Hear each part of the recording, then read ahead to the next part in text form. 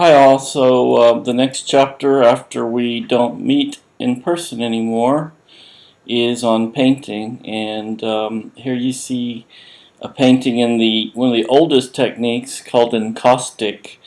Encaustic is made, remember, to make paint you need two things, right? You need a pigment, which is usually some ground up mineral or carbon or something. That's your pigment. And then you need some sticky stuff. That would be the binder. The binder is what distinguishes these different painting media more than anything. The binder for an encaustic is wax. So the palette has to be kept on a hot plate to keep the liquid. So the pigments are mixed with wax. I suppose if you thought about melted Crayolas, painting with that, that's not too far off. It actually has a physical thickness and depth and translucency, which makes it particularly amazing for painting human flesh, like this mummy portrait of a man from Egypt. Even after Roman times in Egypt, they still did mummy portraits like in the ancient times.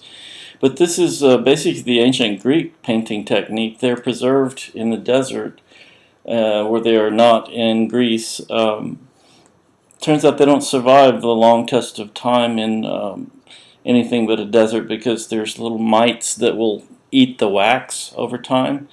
But we know that the ancient Greeks could paint amazing illusions with encaustic paint, but it's mostly gone.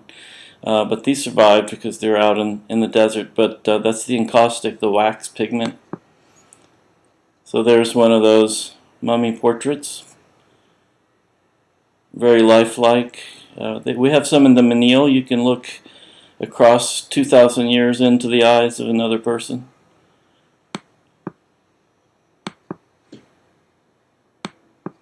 So you can see that encaustic actually has like a physical depth to it. It stands away from the surface it's painted on, but yet it's translucent, very much like human flesh. This one in particular, you can see the marks of the tools that would be used to manipulate the wax pigment as it cools. So you can actually see the relief in the paint. These they didn't have plywood then, right? So they would glue strips of wood together on edge like this, and then usually bond a piece of linen to that wooden panel with gesso, which is plastery kind of ground that's used to prepare these. So there's the encaustic paints in their solidified, cooled form. And on the hot plate you see they turn liquid again. And you see the brushes that are being used. And other various tools, blow torches to blend and so on. Remember that we looked at this piece by Jasper Johns that's an encaustic, and you can see up close the texture of that piece from the encaustic, owing to the encaustic. A lot of what we talk about with paints has to do with viscosity, thickness or thinness. Of course, the viscosity of wax is not that variable, depending on the heat.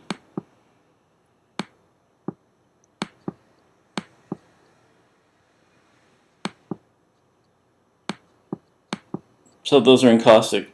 Next we're looking at fresco. Fresco is painting onto a plaster ground which is applied to a masonry, stone, or brick wall. They keep their color forever and ever.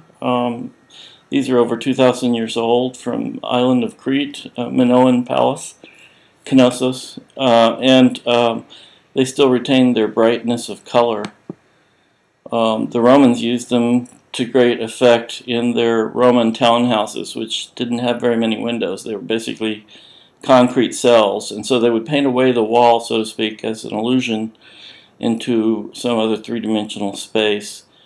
We think that they learned a lot of this from the Greeks. For example, the reflections in the metal pitcher the parabolic reflections, and the chiaroscuro, the shading in the eggs, cast shadows, so on. Things that will not be sort of rediscovered until, well, the Renaissance in the 1400s, 1500s in Europe. It'll be lost for over 1,000 years.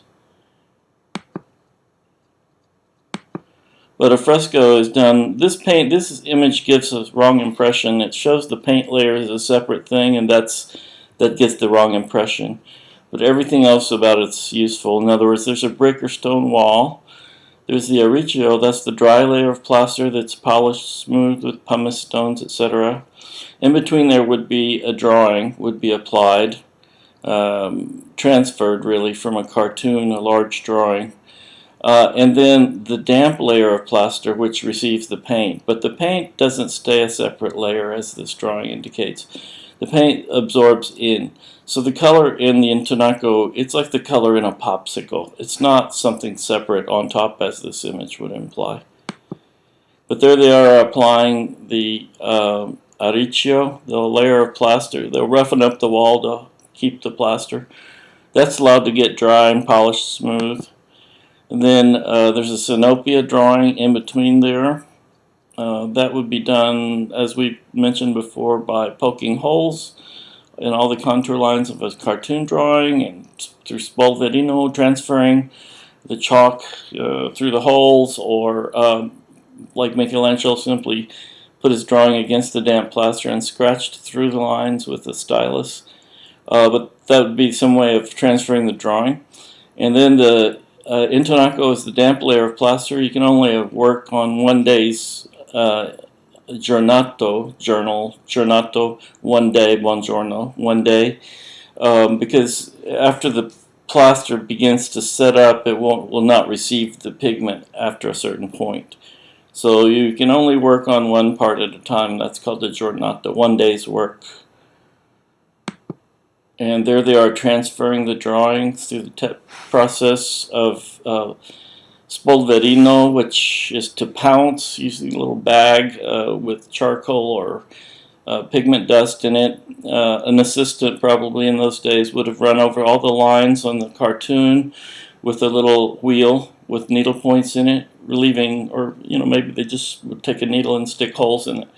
And that's how the drawing would be transferred. So amazing illusions, cast shadows, reflected light. This medium was used also in India and South Asia, and the Ajanta caves.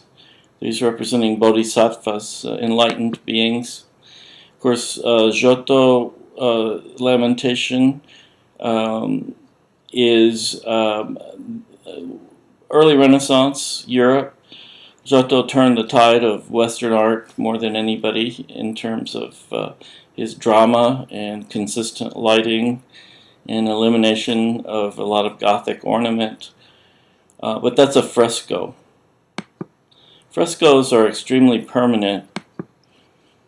As long as the wall survives, these colors are a little brighter than their actual.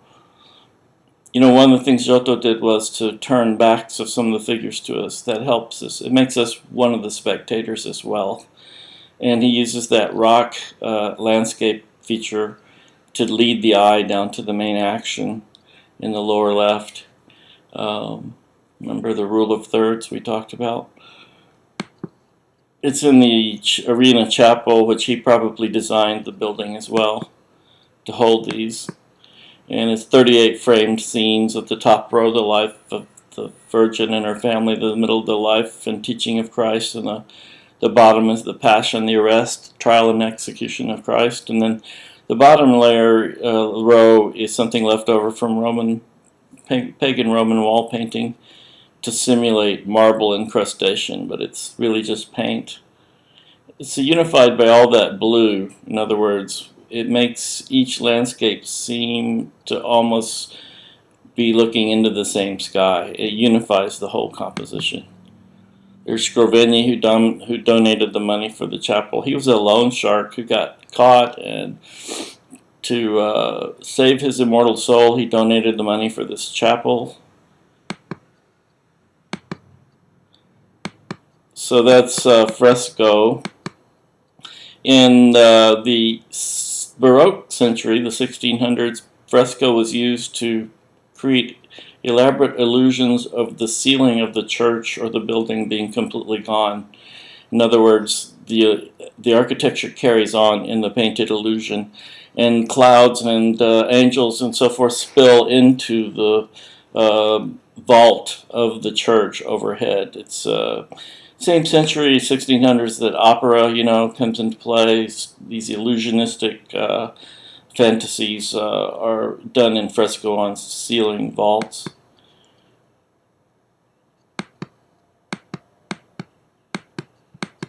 So that's all painting on plaster. Of course, the most famous one is the Sistine Chapel. This is the Libyan Sibyl from the Sistine Chapel. The Sibyls are non-Jewish prophets and prophetesses who foretold the coming of Christ. And she closes her book as if to look down and pay attention to the Eucharist, the main ritual of Christianity. Okay, but panel painting on portable wooden panels, not walls. The earliest examples were egg tempera, besides the encaustic, which goes back to the ancient past. But egg tempera was the most popular medium for panel painting in the 1300s, 1400s. It's on a wooden panel or several wooden strips glued to each other on the edge. Usually a piece of linen is glued down with gesso, a type of plaster ground, and then egg tempera is made with egg yolks. That's a large egg tempera painting right there by Botticelli. But egg tempera, you actually work with egg yolks as your binder. You have your pigments and you have some rainwater or distilled water, or they would have used rainwater for its purity, and your pigments that you would purchase at the chemist, and your egg yolk. Now you puncture the egg yolk. You get all the egg white off with a napkin, and with a needle you puncture the egg yolk and squirt it out onto your palette, and that's your binder. And then you mix that binder with your powdered pigments, and there you see looks like yellow ochre there. Looks like maybe ultramarine blue, something there. Burnt sienna perhaps. You mix your pigments with your egg yolk. Now the viscosity of an egg yolk is not variable. You can add a little bit of vinegar, a little water. You can thin it out slightly, but you can never take it and load up a whole brush and make a long, broad stroke with it. You can't do that. The viscosity is too limited.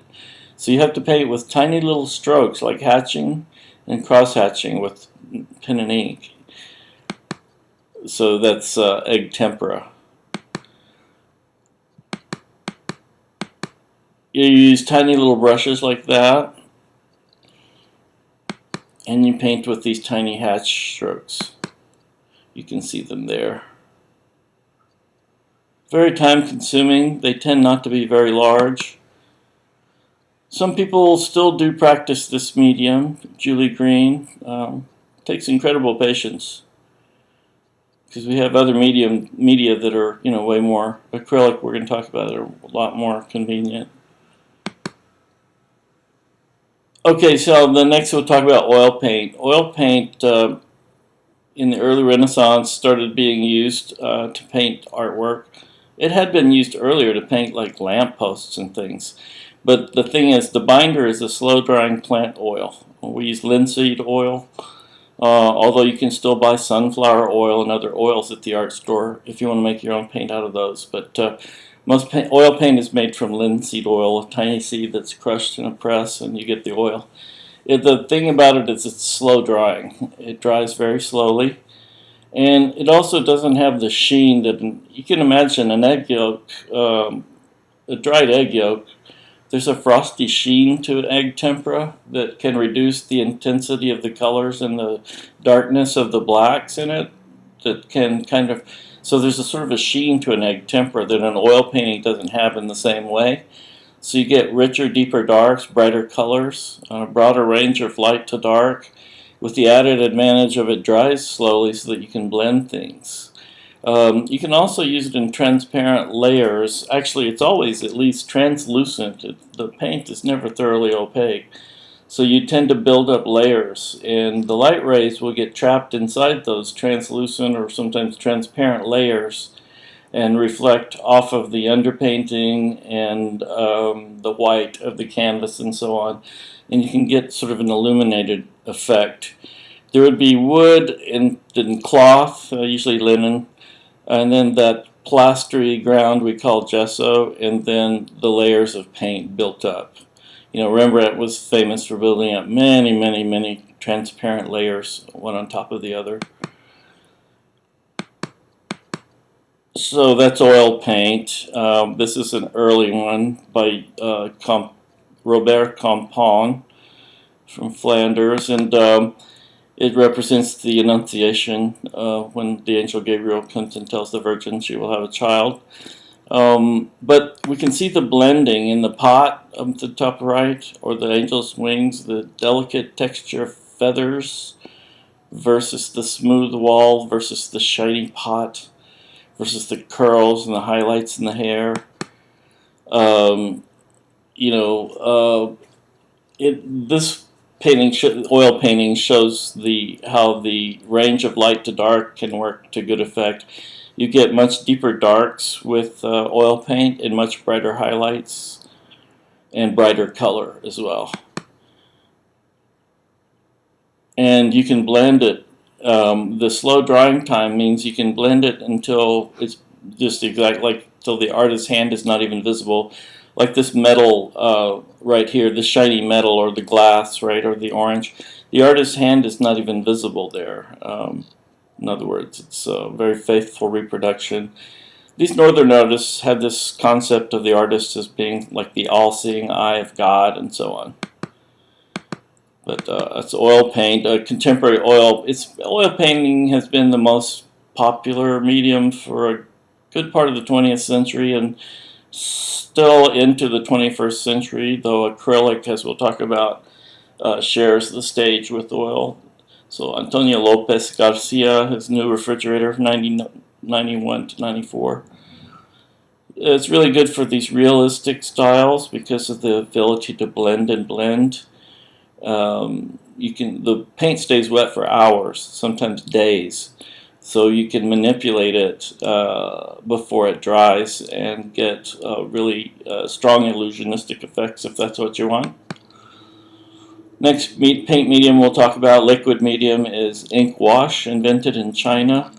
Some of the earliest ink wash drawings go back to, well, like the 12th century and so on, from China, probably earlier.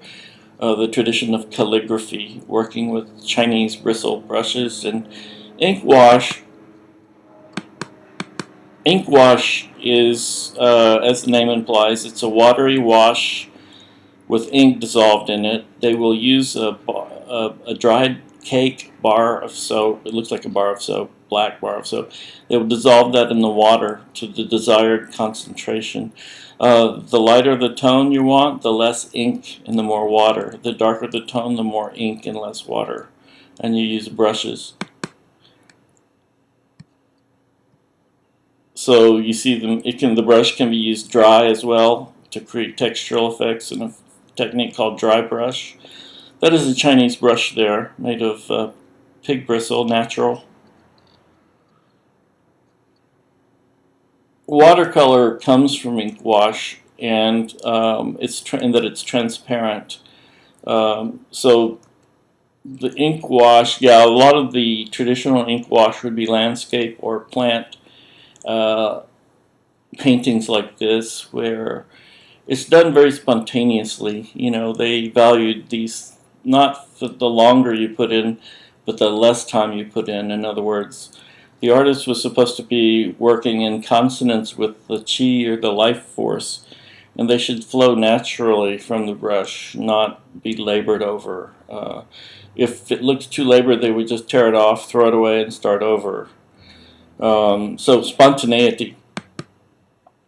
Watercolor is related to ink wash in that it's an aqueous medium with basically just ground pigment dissolved in water. There's a little bit of a plant gum in there to thicken up the to thicken it up, like gum arabic, say like, the sugar in your iced tea will just sink to the bottom, right, unless you stir like crazy. But the sugar in, say, cereal will stay in suspension easier because of the thickness of the milk. So there's a plant gum arabic, that'll thicken it up a little bit, but it's basically just water and pigment. The pigment comes, suspended in this a little bit of gum arabic, but it's all water soluble. It dries almost, it's just 10-15 minutes. It's dry usually. It's very portable. You can see that Winslow Homer took his little watercolor kit with him to the Bahamas, to Nassau, and painted this wall with broken glass on the top. The highlights are just the reserve of the paper. So the whitest tones are just like in an ink wash. You just leave them the bare paper. So you work like an ink wash, typically from light to dark values, and work broadly with washes. You've all played with that in school, like these little watercolor sets we had in school. They dry into little cakes, and of course with water you can redissolve them on your brush and paint with it. Little travel kit, it's really convenient. You can take it in a day bag and you can paint watercolors. There's one guy who painted all during World War II while being a soldier on a very small scale. So the watercolor brushes tend to be very fluffy and soft.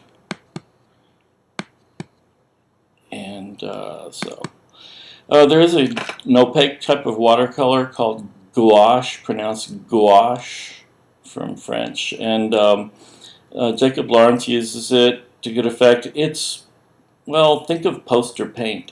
It does not blend. It doesn't make a nice transparency at all. It tends to be very flat and bright color, and which suited his technique very well, of broad expanses of bright color and contrast and concentrating on repeating shapes. But basically gouache is watercolor that has Chinese white chalk added to it to make it opaque rather than transparent. Oops.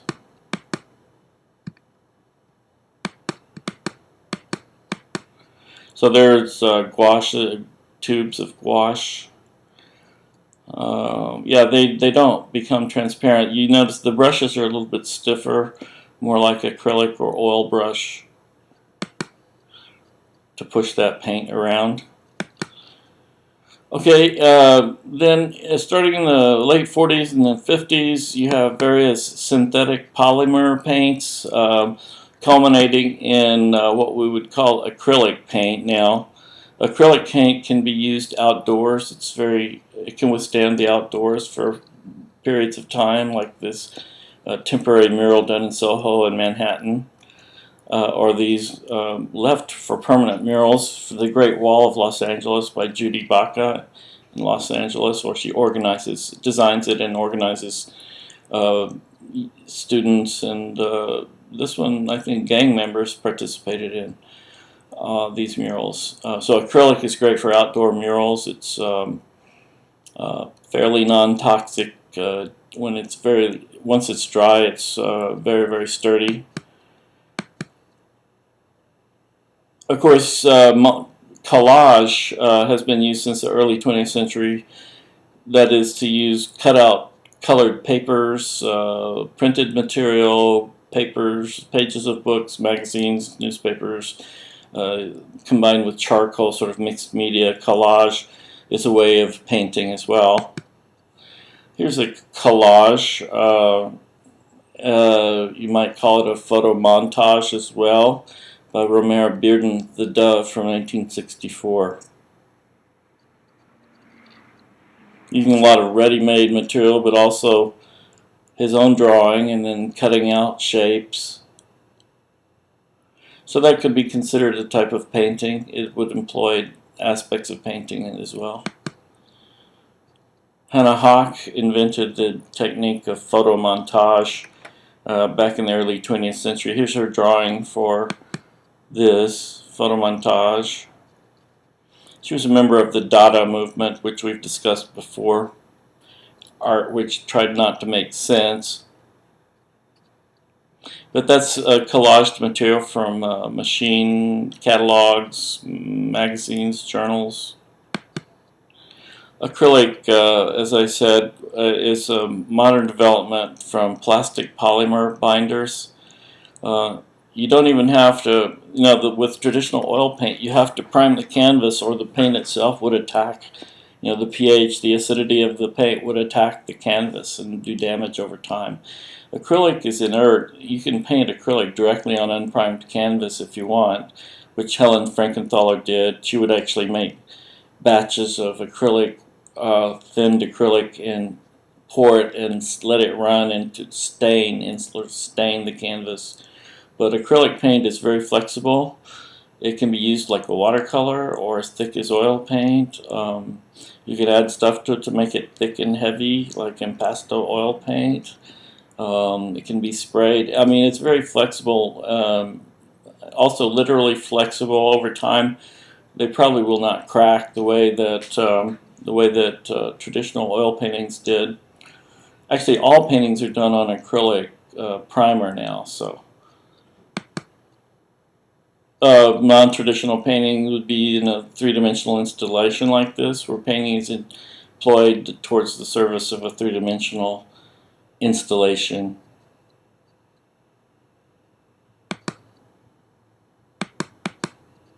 Or Kara Walker, one of the most interesting young painters, artists. She works with black paper silhouettes, as they used to have in carnivals, and she cuts out the silhouettes, which have a certain charm and nostalgia to them until you look closely and realize what's going on is this slave rebellion in which the slave owners are being disemboweled and so on.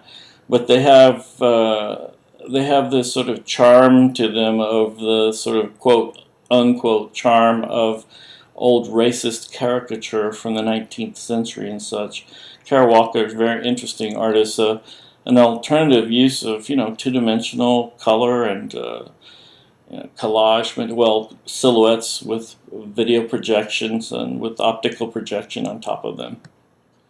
So the definition of what is painting is always changing, I suppose. So these are literally just, she draws them onto black paper, then cuts them out. And she's done a lot of research in history, of course.